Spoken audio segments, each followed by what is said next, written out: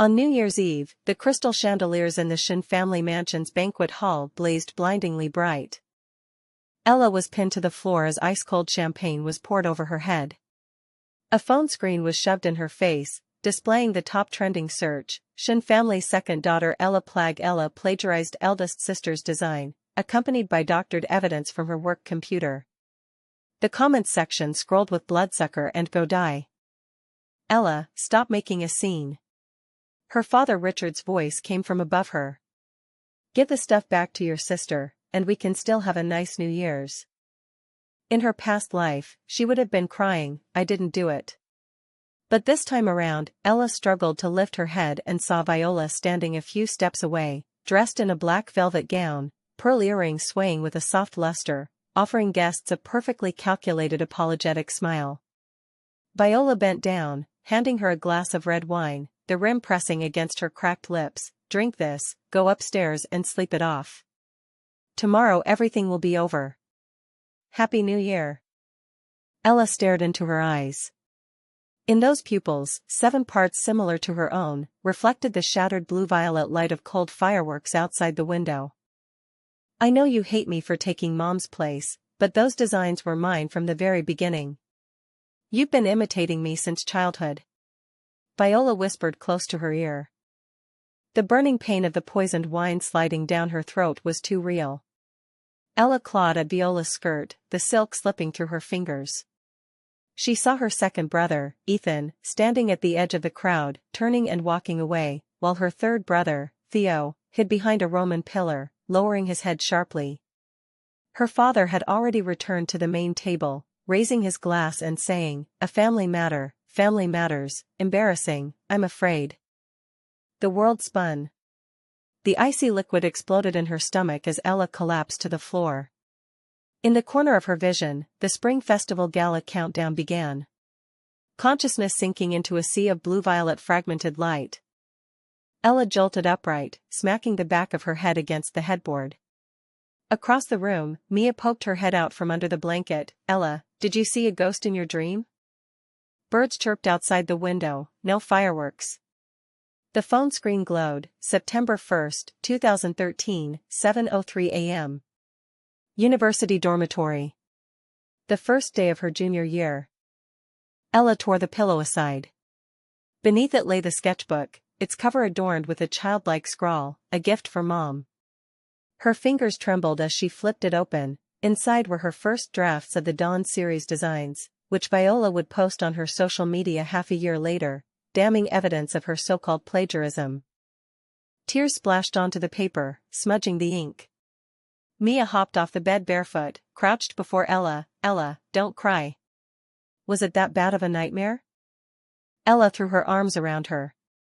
The scent of laundry detergent clung to Mia, a solid warmth. Mia hadn't been expelled, hadn't been cyberbullied, hadn't been driven to slit her wrists 3 years later for posting on her behalf. The image of Mia lying in the ICU in her past life overlapped with the face before her now, and Ella nearly let out a scream. Just a nightmare. She let go of Mia and wiped her face. Dreamed I failed my finals. She pushed Mia back to sleep, walked barefoot to the desk, foot to her desk, her phone. First, she changed all social media passwords to 16 random 16 characters. She created a new memo, opened a new titled, Days Until New Year's Eve, 1:51. Second line, 3 original release Viola's 3 points, September 15th, Dawn draft of the Dawn, November 3rd, year-end gala proposal, December 20th, acquisition inside scoop on acquisition, hijack every single one. Third line, Mother, Qingshui Town Qingshui, Lane 7, Chunlu Alley, Number 7. Number 7 line, 4th Mia, application for grad school application, don't let her miss the deadline. She clenched her fists, nails digging into her nails-digging palms. It hurt. The pain of being alive. The taste of that night, its taste still stuck on her tongue. She wrenched her way to the bathroom, dry-heaved, the gushing cold water drowning out everything. Sunlight streamed in through the window, falling on the open sketchbook with the Dawn design, something she had drawn for her mother. In this life, no one would ever take it from her again. Her phone rang. The caller ID read, "Father." Ella answered. "Ella, there's a family gathering tomorrow. Your sister's design studio is opening. Come back. Bring some decent clothes." Richard's voice was as businesslike as always, just like on New Year's Eve in her past life. In her past life, she had obediently said okay obediently, brought her newly finished draft design to her sister for feedback, and never saw it again. "Dad," Ella's voice was hoarse but her back was straight, "which studio?" There was a pause on the other end of the line. "Your sister's Dawn studio. The Shin family's resources naturally go to their own daughter first." Dawn. Even her name was stolen from her. Ella twisted the corners of her mouth, her knuckles turning white. "I understand." She hung up the phone and pulled a banking textbook from the bookshelf. In her past life, locked in the storage room for 3 months, she had worn out all the financial reports and merger case files in her father's study, and what she saw was a timeline, a competitor's stock price crashing 3 months later due to a quality inspection scandal, and a small company being acquired 6 months later for betting on new energy. She opened the title page and wrote a name, Lynn. In her previous life, after she died, Lynn publicly scolded her for being addicted to plagiarism and deserved it, but 2 years later, when it was discovered that Viola had stolen the core technology had been stolen technology, in Ella's belongings, a forgotten design plan was found that saved the company. Lynn later said with red eyes, "Ella, I was wrong about you was wrong." Ella closed the textbook and picked up her coat. Mia asked drowsily from behind, "Where are you going?" "Borrow money from someone." Lynn's office was on the top floor of the CBD's penthouse. Ella's hand didn't tremble as she knocked on the door. "Miss Ella? Do you have an appointment?" Lynn didn't look up. "No appointment, but I have something you need." Ella walked over to the desk, sat down, pulled out the piece of paper, and slid it across. "Huaxin Group, the investment you're currently negotiating. In 3 days, their CFO will be taken away due to a tax issue from 10 years ago. You can still pull out now if you stop." Lynn finally looked up. She stared at the scrawled words on the paper, Huaxin, September 4th, tax inspection. "How did a little girl like you get hold of news like this?" "You're the one auditing the accounts they showed to you," Ella said.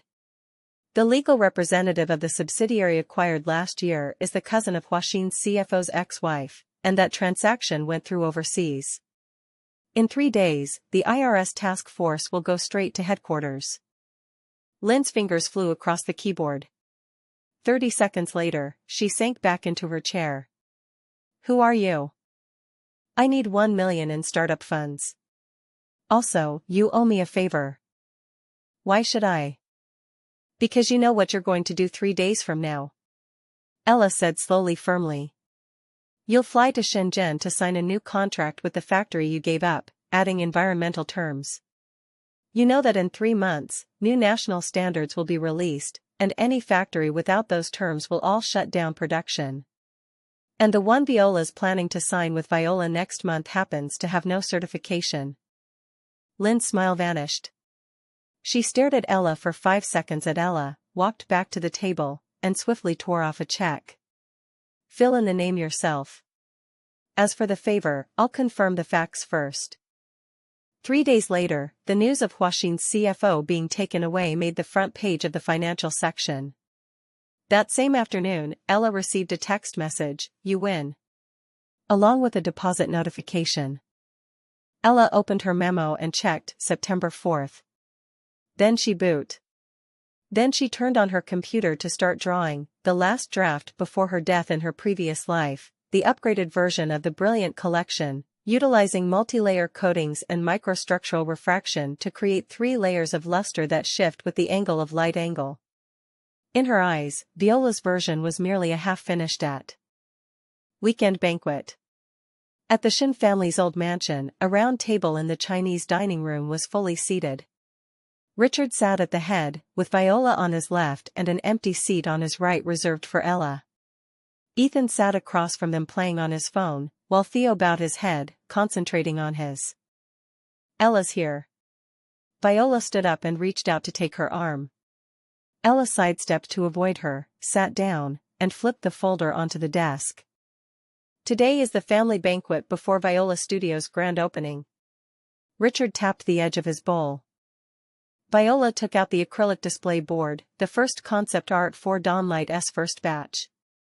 It was Ella's initial draft, with the curves and color scheme slightly tweaked, but the framework remained intact.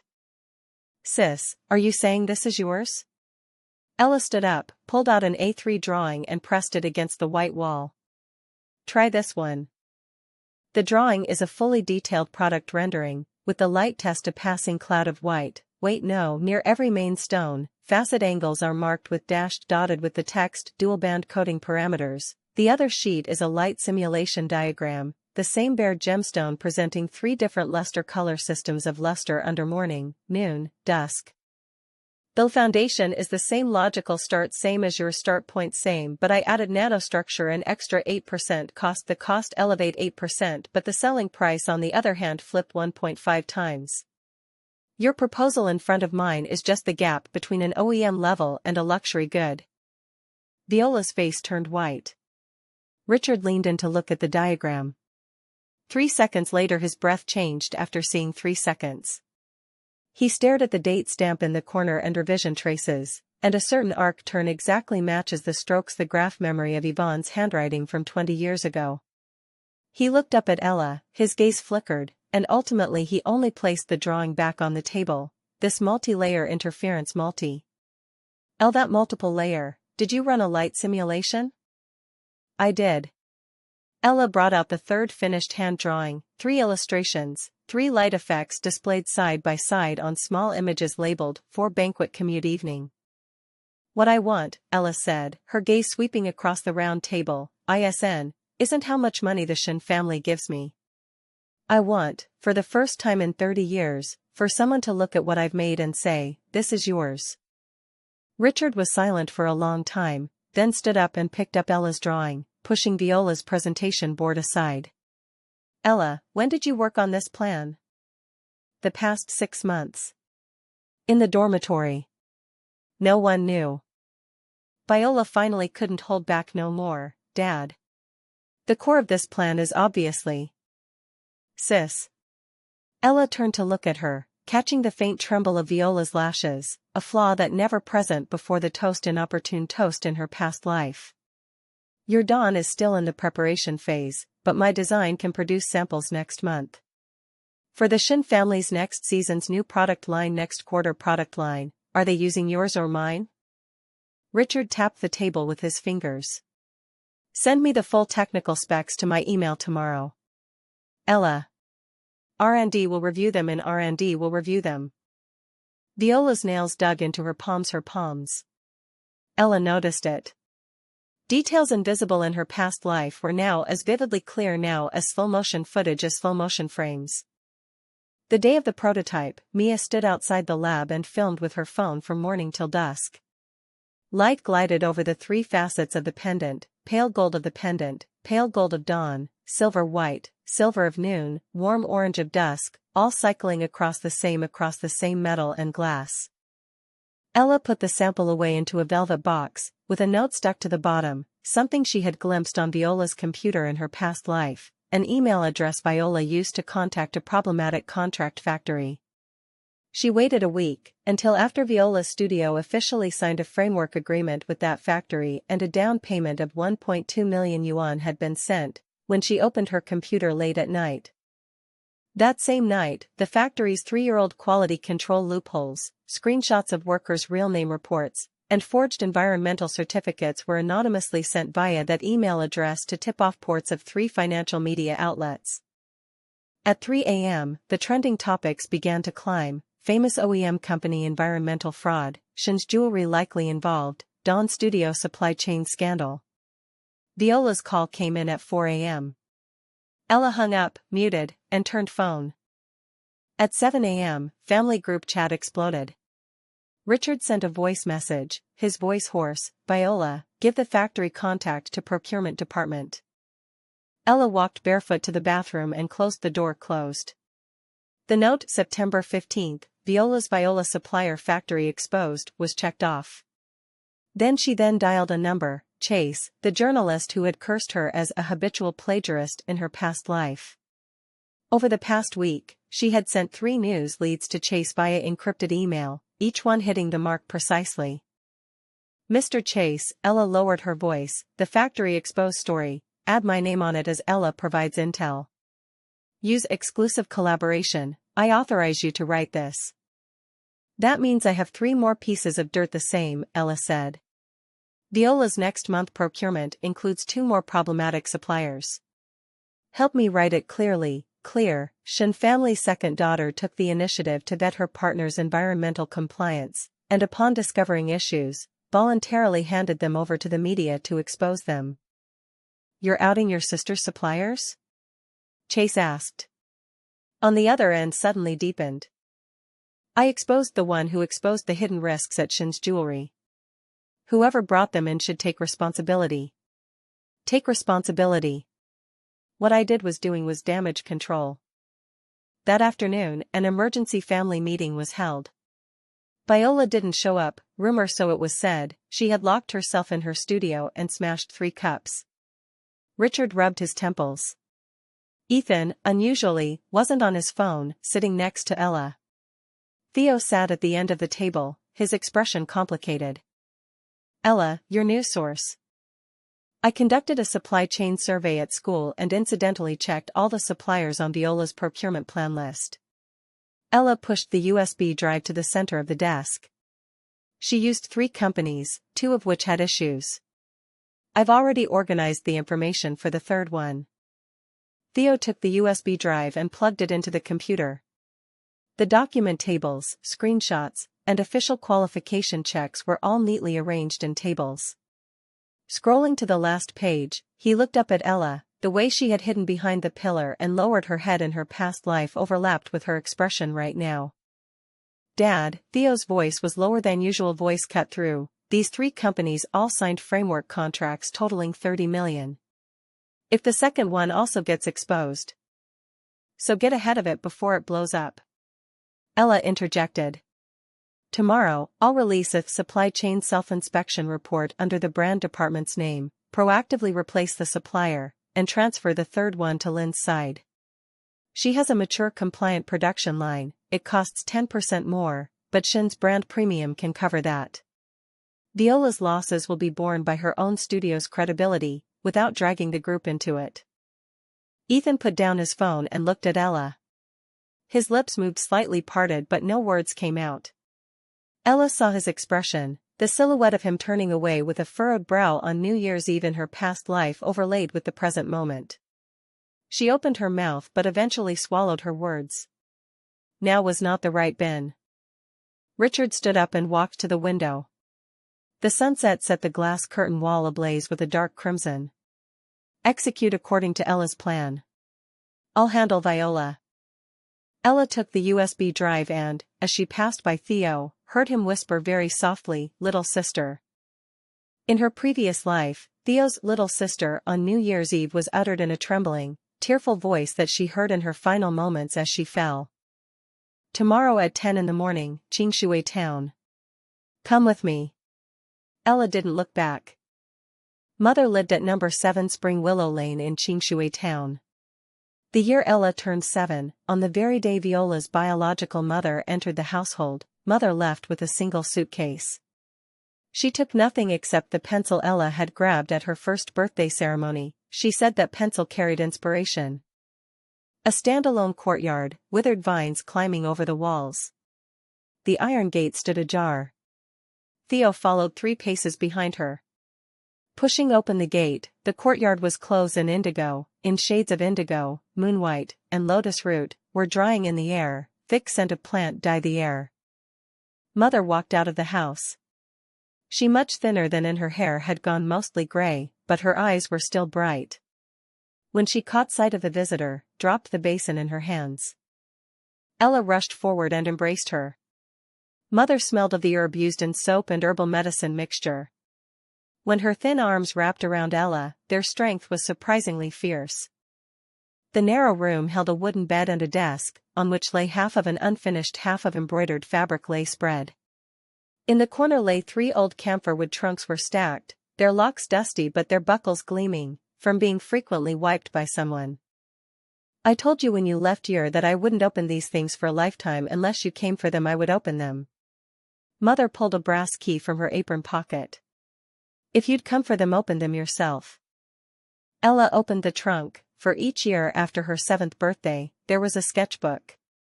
From the crooked crayon suns to the fine-line pendant outlines in middle school to the first draft of Dawn draft in high school. On the lower right corner of every page was a pencil date, yellowed with age. At the very bottom a stack of yellowed contracts. Her mother's original design authorizations, signed 2 decades ago. The old Shin family company seal was bright red. The clause, Yvonne Richards' wife, transfers all her jewelry design copyright of her jewelry designs to Shin Jewelry Group Company, Limited. Signed 2 months before Viola's biological mother arrived. In other words, the day after her mother had signed the contract, the very next day, and the next day knew what was coming. Tucked inside the last page was a photograph. Mother stood at the entrance of Shin's Jewelry's first store, holding 3-year-old Ella in her arms. Ella clutched a pencil in her hand, laughing so hard that drool dripped down her chin. On the back of the photo, a line of text was half smudged by water stains. Ella, on the day you grabbed the pen during the fortune-telling ceremony, I knew my legacy would have an heir. I've secretly gone back to see you every year. With her back to her, Mother took out a wooden box. Inside was a woven bracelet made of silver threads and broken pearls, a chain, each link clasping the next. I worked on it for 20 years, weaving a new link every year. Meant to give to it you on your. Taking the bracelet, Ella fastened it around her left wrist, the clasp settling perfectly over her pulse point. Mom, can I take those designs back to use? Mother crouched down and brushed the stray hair from her forehead. It was always yours. The day I brought those things out of the Shin family, I said that the copyright of every stroke you drew before turning 17 belongs to you. Your father signed the agreement. I kept that page of the contract. All this was before they snatched those drafts. The transfer agreement only covered works done as an adult. A child's intellectual property cannot be taken away by law. Back then, I deliberately had the lawyer add that clause. Your father never read it carefully. Theo leaned against the doorframe, jerking his head, snapping up. Mom, will you come to the Shin family's New Year's Eve dinner next week? Mother walked to the corner and pulled out a bolt of crimson satin, spreading it open under the lamplight like frozen fire. I've made finished a long gown, waiting 20 years for a day worthy enough to wear it out. Ella walked past Theo and whispered softly as she passed Theo past, on New Year's Eve, you choose which side you'll stand on. But once you've chosen, don't regret it.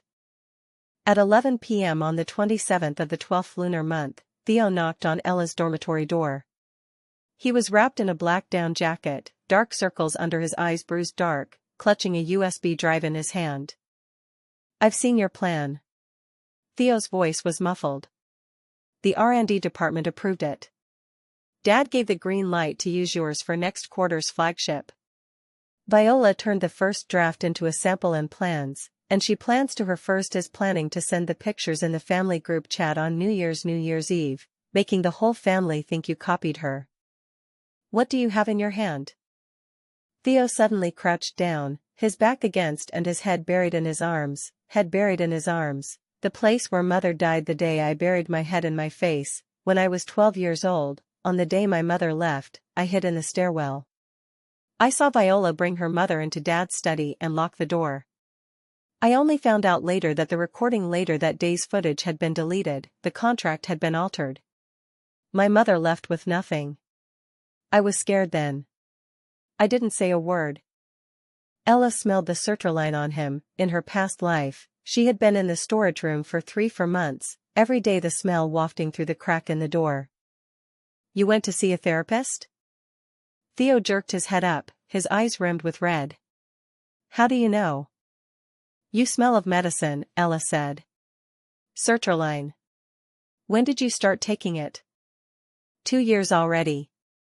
Little sister, am I just useless? Theo took out his phone and pulled up a photo a corner of Viola's workstation, the computer screen half hidden under documents, a Word document titled New Year's Eve Speech Draft, with 3 lines below, each marked in parentheses labeled Ella First Draft Date, Ella Second Draft Date, and Ella Final Draft Date Comparison.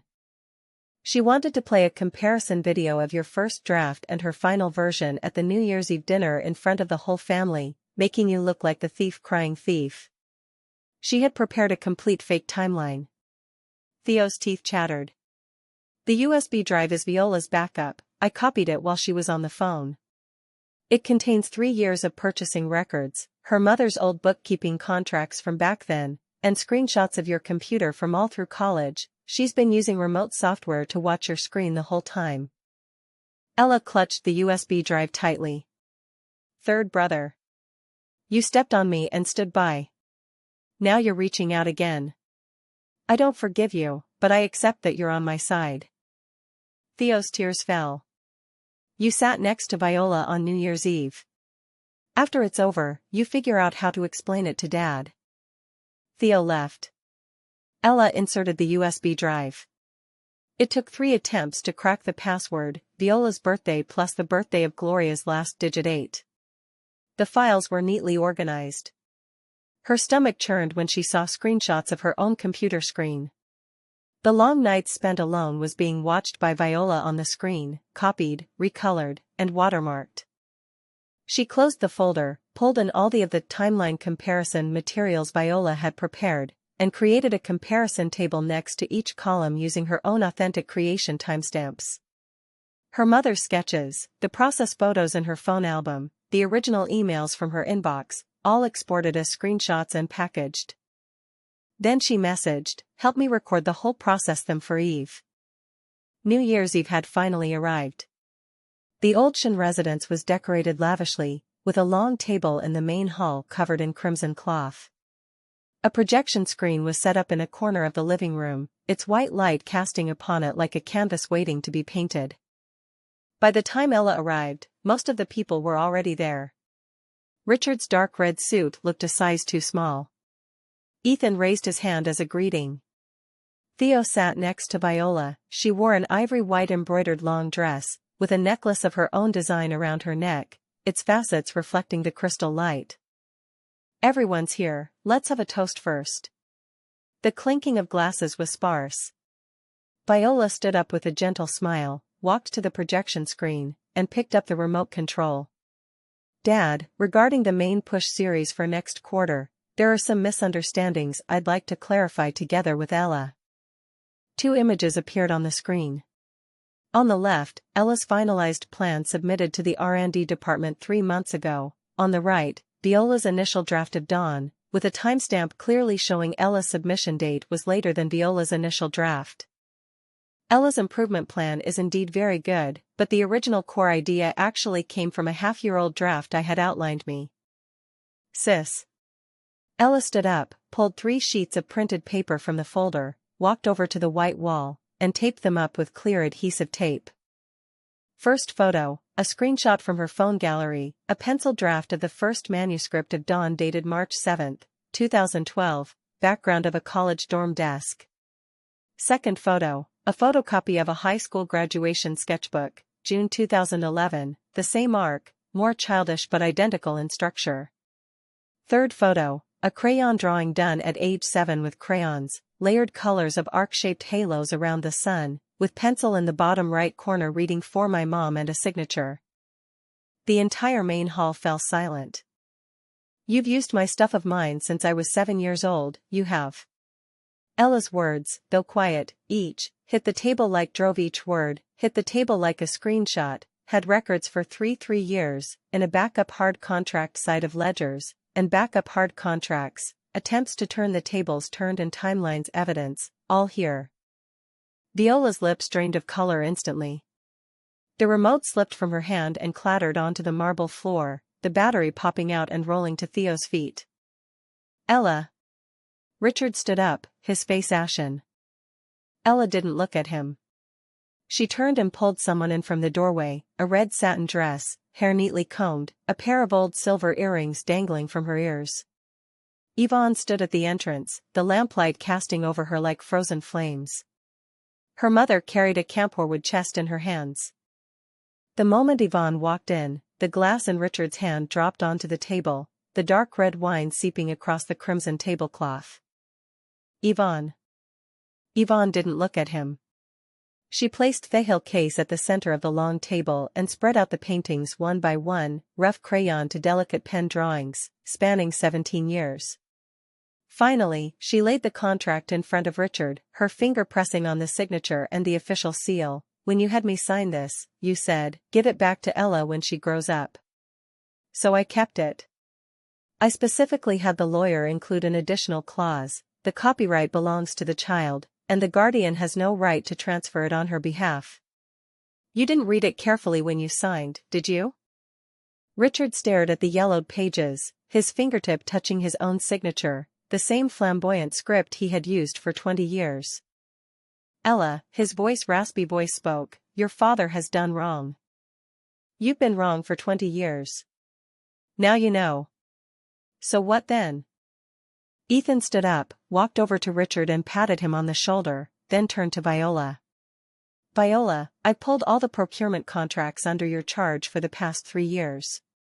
He took out his phone and scrolled through screenshots, and circled anomalous transactions were all circled in red ink. "You transferred $4.6 million out of the group's accounts under the guise of advance payments for OEM goods to a shell company owned by your mother. The group's legal department will launch an investigation tomorrow. Your studio license is suspended starting today." Viola's legs buckled slightly as she braced herself against the edge of the table, her nails scraping across the wood grain, leaving white marks. Her gaze moved from Richard to Ethan to Theo to Yvonne, finally settling on Ella. The layer of tenderness, unchanging for 20 years, had finally shattered. "You hate me." Viola's voice squeezed through clenched teeth. "Teeth. Hate me." Viola's voice came out between gritted teeth. "Because Mom left things to me, Dad gave me Dad's favoritism. You've always been the shadow in this house. It's not hate." Ella took half a step forward, the pearls on her bracelet clinking with a crisp sound. "You stole my drawings from me, from that 7-year-old scribble of a son to my college assignments. You let my mother drift for 20 years. You ask if I hate you? I'm just settling accounts. Once it's done, give what belongs to whom. Every ounce you took from me, you'll answer for it yourself." The blood from the cut on Viola's bottom lip finally broke. Finally broke, a single drop, like a bead trailing down her chin onto the neckline of her ivory white dress. In the corner of the living room, Chase's camera shutter clicked 3 times. Ella, without looking at the lens, turned and gathered the scattered drawings one by one, scatter sheets one by one back into the camphorwood box. Yvonne helped her press the edges of the topmost drawing down, the sun crayoned by 7-year-old by Ella at drawn by 7, 3 bold strokes of yellow radiating outward. "Mom, let's go home for the New Year's." They walked side by side toward the exit. Behind them, Viola's muffled, broken sobs, the sound of Richard pushing back his chair, and Ethan's matter-of-fact tone as he called legal. Ella did not look back. At the entrance of the old house, a cold wind wrapped around the muffled sound of fireworks exploding in the distance. The black sky was stained in patches of colored light. Ella tilted her head back and took a deep breath, in her last sight before she saw before her final breath. When the pyrotechnics came down in this life, she was still walking beside her mother's red dress, her wrist wrapped in silver links in a chain of locks. The black car window rolled down outside the courtyard gate, and Lynn gave her a thumbs up. "The media article has been held for half an hour waiting for you to come out." When the car started, Ella's phone lit up. Chase text, "New Year's feature goes to print tomorrow morning. What's the headline?" Ella replied back, "I didn't come to take revenge, I came to settle a debt. I only want back what's mine. All of it." The car pulled out of the Shin family estate, the fireworks shrinking smaller and smaller in the rearview mirror, dissolving into the glow. Ella leaned against the window, Ella closed eyes, tightening her grip on the bracelet in her left hand. Stomach twitched slightly, but she didn't open her eyes this time. Night blurred streaks of speed outside the window, while her fingertips warm. 3 days after New Year's Eve, Shin's jewelry official Weibo posted a legal statement. Ms. Viola is no longer serving as creative director of Shin's Jewelry Group's creative director, and her Dawn studio has terminated all business cooperation. Relevant intellectual property disputes have been forwarded to legal proceedings. The post image was the final draft of final revision of the Dawn. Annotation, designer, Ella. Richard called, voice hoarser more than New Year's Eve, with the sound of hospitals steady beeping the background. Ella, I had legal scrap that contract. The group will issue a new one, with all copyright of works under your name returned to you. The funding shortfall at Viola's studio be deducted from her severance pay. And from start. Ella stood by the window, phone in hand. Dad, did you tell Viola? She moved out. Her mother came to pick her came and took her. Before she left all the original drafts of your paintings from her studio on my study desk, every single one, not a single page missing. Richard's voice caught in his throat. Your project, Dad thinks it's brilliant. The best he's ever seen. Get well soon. We'll discuss the plan in person once you're discharged for the second phase development. After hanging up the phone, Ella stood by the window for a long time. Cars flowed back and forth at the intersection downstairs, and a mother and daughter walked hand in hand across the crosswalk. Lynn pushed the door open and entered the room, carrying a glass of hot milk. Your third brother came again. Theo sat on the bench in the hallway, wearing a clean new down jacket and with freshly cut hair. When he saw Ella approached, he stood up and pulled out a card. This is my year-end bonus and all the money I've saved over the past few years. Take it, sister, to buy materials for your samples. I know sampling a design isn't cheap. This is the commission I earned helping Viola, with all the principal and interest returned. Ella took the card, noticing the neatly written password on a sticky note attached to it. Go to the brand department as an assistant. Follow Lynn's OEM line all the way through the process. Theo lowered his head. I'm sorry, sister. You're not working not for me, but to make yourself seem normal. Keep going to that psychologist. That afternoon, Ella finished drawing the second phase 2 of the project. Sunlight shifted from west window to south window, warming the white wall. She paused in the middle to eat the boxed lunch Lynn had been stuffed into her hands by Lynn, then went back to tweak a few microstructure coding parameters. At dusk, Yvonne arrived carrying an insulated thermos. The pork rib soup was still hot, soup still had steam rising.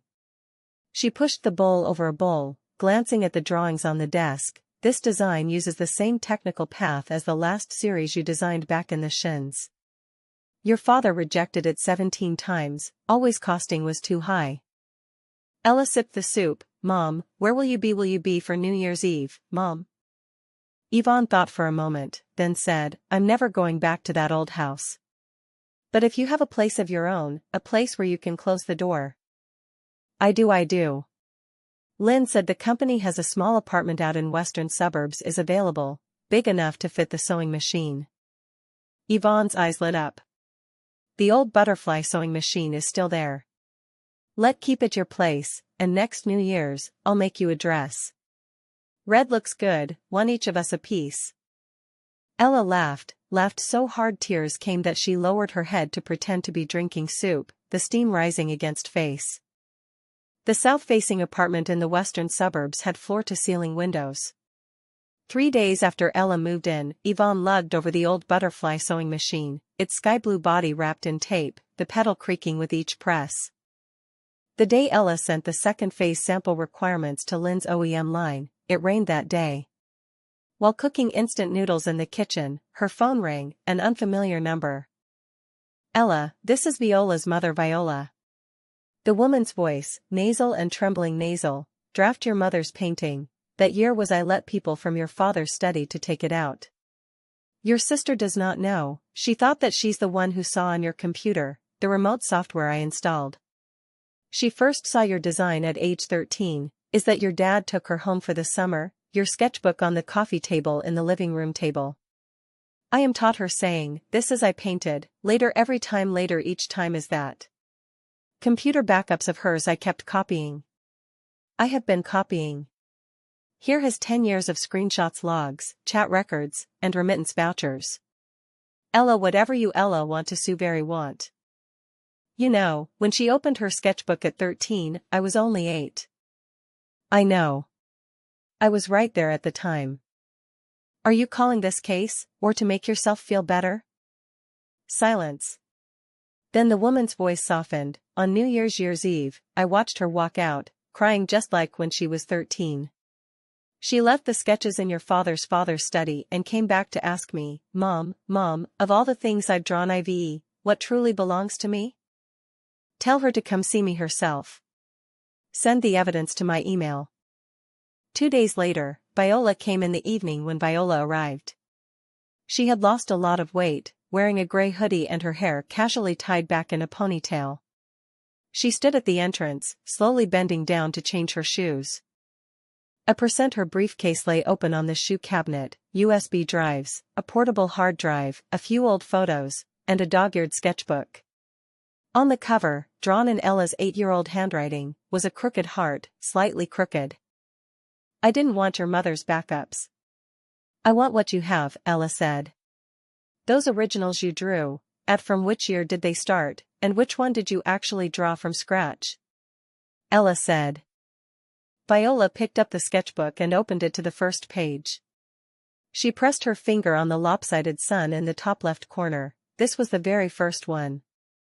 I was 12, when my father had just brought me into the Shin family. He told me to go play in your room. I saw this drawing in your notebook on your desk. The next day, your father asked me what I liked, and I said I liked drawing. She turned to print of the award-winning high school piece. This was your final project. I changed 3 curves and entered the Rising Talent Award. On the day I won, called to say, Viola, you finally made something of yourself. I hung up and cried all night because I had modified those curves over 100 times but could never capture the original spirit of yours. She closed the sketchbook and pushed it over. Take all of it. You can even make it public and sue if you want. Chase also has the New Year's Eve video. I won't appeal. Ella looked at the shadow cast by Viola's lashes across her cheekbones. The day you called your mother when you asked her what you had ever actually drawn. The answer is 0. She flipped open the first page of the sketchbook, a crooked, childish sun scrawled in pencil at the age of 8, with the words for Mom beneath it. She held it up to Viola. You never even got full marks in 3rd grade art class in 3rd grade. Your mother covered it up for you all these years. The trophies in your cabinet, the certificates on your wall, the designs on your computer with your name on them, not a single one of them is truly yours. Come talk to me about your name and who you are. Once you've drawn something that actually belongs to you can be the door you can tell me. Now, walk out. Now get out of my sight. Percent turned around, nearly tripping over her slippers. She steadied herself against the doorframe, pulled the door. The sound of it closing was very soft. Click. Ella leaned up against the wall and placed the sketchbook on the top shelf of the camphor wood chest, stacking it together with her mother's drafts. When the second New Year's Eve came the second year, the snow had just stopped. At the apartment building in the western suburbs, the old locust tree branches wore a thin layer of white. Ella stood by the stove stirring pork bone soup, and stirred a spoon in stirring bone soup, not bothering to put down the ladle down the knocking. When the doorbell rang, she didn't even put down the spoon down. Through the peephole, a crowd was packed in the doorway, Theo in front clutching pastries, gripping a box of Ethan holding 2 bottles of wine, Lynn clutching a huge insulated bag, a camera all peering her neck as she stood on tiptoe. Ella pulled the door open, and the warm air rushed out, hitting them in the face. Theo's first words as he stepped in were, "Your place smells amazing." Yvonne popped her head halfway out the kitchen, shot him a look, "Wipe your feet." Ethan lingered at the door, hesitating before handing Ella the bottle of the wine and murmuring, "Dad's still in the hospital. He told me to say Happy New Year's Eve. Tell him I'm saving the soup. The soup bring over next week." Ethan nodded, and slipped door. As Ella passed him, Ella whispered softly, "You walked away that New Year's. I know you didn't hit me, but didn't pull either." Ethan froze mid-step, staring at slippers. "I know. I remember that." The floor-to-ceiling windows and living room windows were adorned with red window paper cuts cut by Yvonne in red, sofa covered in apricot. On tea table 2 plates of sunflower seeds and peanuts, white steam STR from kitchen door crease with fragrance of meat. Lynn placed the insulated bag on the coffee table and unzipped it. Braised pork belly, sweet and sour spare ribs, Sichuan meatballs. Mia sat cross-legged on the sofa, snapping photos of the window decorations and the kitchen. Yvonne came out carrying a plate of fried spring rolls, golden and crispy and neatly arranged on a white porcelain dish, with a dusting of flour on her apron. "Mom, take a break. The dumpling filling hasn't been mixed yet. Your brother loves chive filling, but Mia doesn't eat cilantro." Everyone in the living room dispersed in the living room. Theo helped Mia adjust the camera aperture, Ethan opened a beer in the corner of the sofa, and Lynn took a bite of spring roll and bit into filled spring it, sucking in sharply at the heat. Mia suddenly called out, "Ella, come look at this." On the camera screen was a candid shot, Yvonne bringing out the spring rolls, Theo reaching out to take them, Ethan looking up, Lynn with her mouth full of spring rolls, bent over mid-laugh, Ella standing at the edge of the frame, blurred by the steam, her left hand silver chain catching the light. "This one's good one. I'll come back next year to film too." Ella watched Mia flip through the photo album, her lowered profile stirring a quiet silhouette. She recalled the ICU scene from her past life. Before going to bed, she had helped Mia switch all of Mia's social media accounts to friends-only visibility. In her previous life, Viola's PR team had dug up Mia's school and major from her public posts. By the time the dumplings were wrapped, the Spring Festival Gala had just started. A few more snowflakes drifted down, sticking to the glass but melted soon after. Ella carried the soup to the table, while Yvonne arranged the dumplings neatly on a white porcelain plate. Dinner for 12 filled the entire table. Ella sat down in her seat and looked down, by her plate sat a dumpling, misshapen and squeezed lopsided. Clearly, Yvonne had made especially for her. Lynn raised her glass. "First toast to Ella. When you came to me a year ago, I almost chased you out as a con artist. Now pre-orders for phase 2 of the project are booked through next June." Ella picked up her Hawthorne and Rock sugar drink, its color as dark red as the gown last New Year's Eve, to all. A chorus of clinking glasses followed. After they'd been eating for a while, Theo remembered to pull an envelope from his pocket and slide it across the table. "For you. Little sister, this is for you. The year-end bonus for the product line. I was in the brand department this year, double last year's. I owed you before. That's keep it yourself. If you get another raise next year, just treat me a good meal." Theo's hand paused over the envelope as he stared for several seconds, then gave a low and put it back. Ethan finished his beer, leaned against the sofa, and gazed out the window. Ella sat down beside him and followed his gaze outward. The distant skyline was outlined by streetlights, billboards, and neon lights, its blurred glow, with blurred contours, muffled and vague, occasionally punctuated by a firework or two bursting on the horizon. "I've had legal re-examine all supply chain contracts from the past 3 years regarding the OEM line replacement. The group's annual report looks much better this year, and Dad asked me to thank you." "You don't need to thank me. When the annual report was sent to you for signing, didn't I already see it?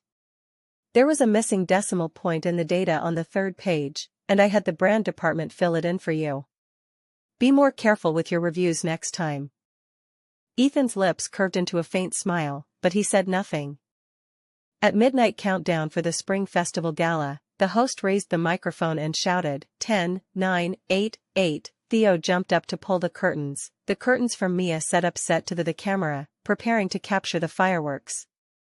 The fireworks. Ella stood by the floor to seeing window dots of light rise from the ground and ground explode in the night, sky one two after another linking into a whole.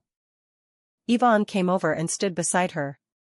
The mother was wearing a dark yarn sweater, the cuffs collars and edged with silver thread embroidered by hand.